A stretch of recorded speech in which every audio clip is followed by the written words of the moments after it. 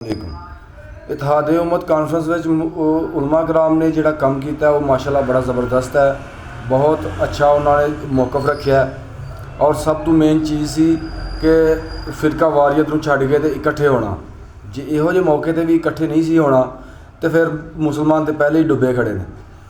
तो हुण साडी हुकूमत का हक बनता है, फर्ज बनता है कि वो जिहड़ा फ़लस्तीन के जिहड़ा हक वास्ते खड़े होण, उन्हां दा साथ देण।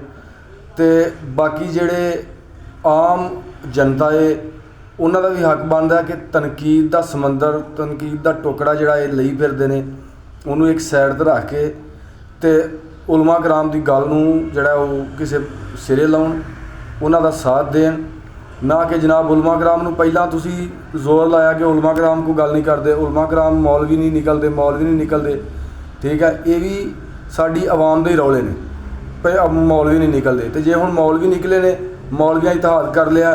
तो मैं अज वीडियो वेख रहा सा उन्होंने वो जी कॉन्फ्रेंस हुई है, माशाल्लाह उन्होंने उलमा कराम ने तो अपना पूरा हक अदा किया। वो जी वीडियो थले कमेंट आ रहे सन, साड़ी आवाम जी है वो थले इन्नी को तनकीद कर रहे सन कि मौलवी तुसी कदों जा रहे हो जहाद करने वास्ते, पहला अपने बच्चे भेजो, पहला ये करो, पहला वो करो। तो जो वो पहला ये वो नहीं सन करते उदों भी तुहानूं बड़ी तकलीफ सी, उदों भी तुसी मतलब साह नहीं सी लैंदे कि मौलवी नहीं निकलते। तो तुसी मौलवियां नूं दवो हर राह, ਜਿਹੜੇ ਬਹਿ ਕੇ ਥੱਲੇ ਕਮੈਂਟ ਕਰਦੇ ਨਾ ਵੇਲੇ, जिन्हों होर कोई काम नहीं, जिन्हें सिर्फ तनकीद करनी है, वो मौलवियों राह दवो। तो फिर देखो भी मौलवी जाते हैं या नहीं जाते। ठीक है, तो जे मौलवी नहीं भी जाते तो जे मौलवियों के कहने ते कोई जाता कि नहीं जाता वाला।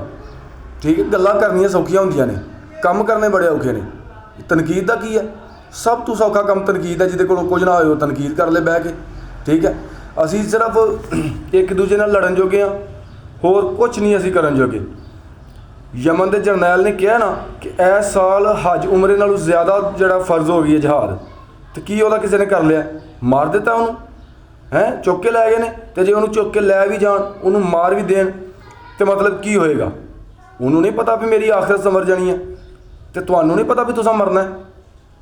मरना तो सारे ही हैं, जिहड़ा गैर मुसलम है उन्हें भी, जिहड़ा मुसलमान है उन्हें भी, तो जिहड़ा बंदा हक की गल नहीं करता उन्हें भी मरना है। तो जिहड़ा हक ते मरदा है, मरना उन्हें भी, बस सिर्फ मरण में फ़र्क है। किसी का मरना कम आ जाना है, तो किसी का मरना जिहड़ा खा खसमा जाना है, रहेगा ही जाना है।